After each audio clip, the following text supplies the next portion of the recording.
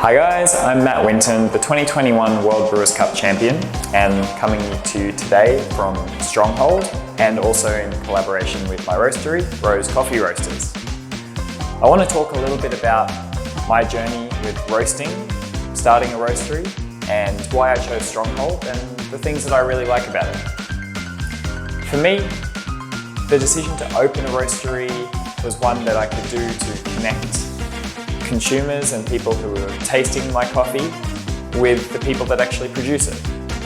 And along that path, I met a lot of really important people, but one of the most key ones was actually the team at Stronghold.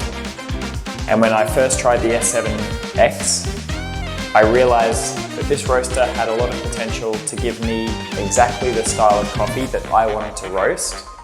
And it allowed me to roast the coffee of the producers who were friends and who I had a lot of trust and faith in to make amazing coffee, and turn it into an end product where it was something that I could really stand behind in a really easy way. It just made sense to me to roast like this. I really like a lot of the tech Stronghold offers. I think that roasting with halogen is really key to getting a very good development in a roast. I think that the way that the heat energies and heat systems are managed and I can control them, I can basically make convection, conduction and radiation energy up or down as much as I'd like, whenever I'd like during the roast. The end result of this means that I can control the roast how I want to, and I think that makes really tasty coffee for how I like to roast. Another really important step and feature of the S7, particularly the S7X, is the auto replication. To have it accurately repeated based off the bean temperature or the internal temperature, or based off of the controls that we use during that roast. And I found that this gives us really consistent roasting batch after batch after batch. And most importantly, it means that I don't need to be there all of the time. I can be traveling and have other staff confidently roasting. And that's the important thing, confidently. They know what they're doing. They can replicate a batch. They can see if there's any problems, and they can totally do the job of a roaster with a lot less training than a proper roaster would do.